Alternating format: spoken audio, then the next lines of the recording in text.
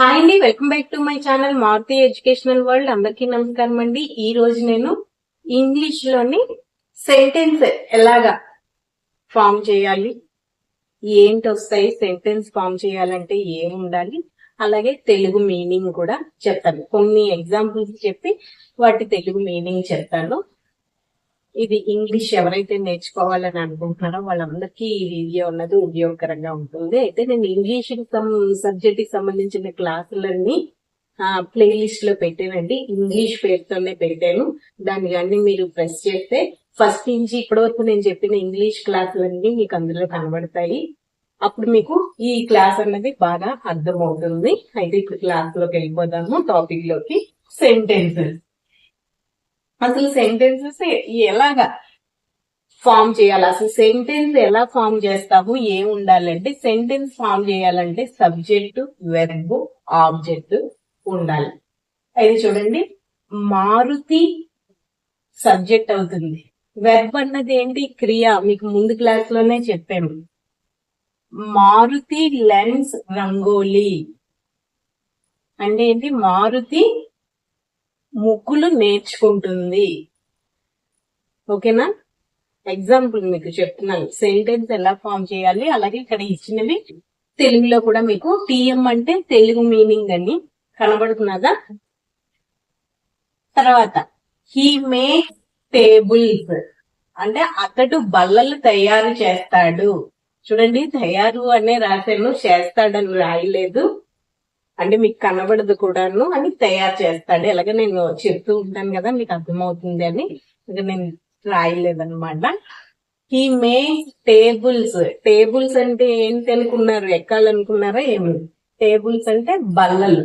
ఇక్కడ రాశాను కదా, హీ మేక్స్ టేబుల్స్. తర్వాత యువర్ మదర్ నరేట్ స్టోరీస్ అంటే మీ మదర్ కథలు బాగా, మీ మదర్ అంటే మీ అమ్మగారు కథలు చెబుతారు.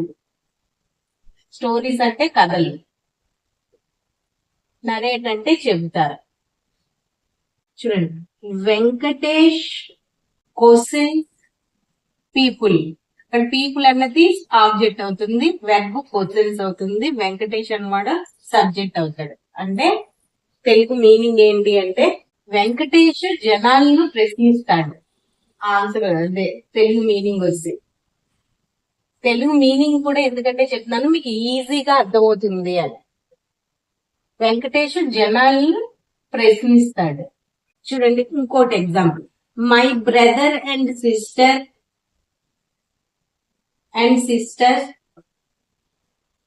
స్టేస్ ఎట్ హోమ్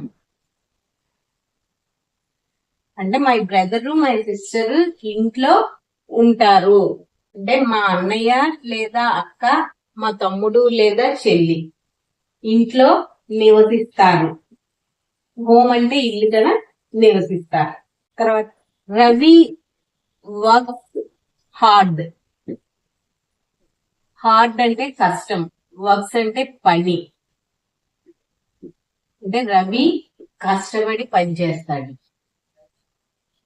అర్థమైందా? ఇలా సెంటెన్స్ అన్నది ఫామ్ చేసుకోవాలన్నమాట. ఇంకా ఎగ్జాంపుల్ గా చెప్పాలి అంటే Sridevi orders a cup of tea అంటే ఏంటి?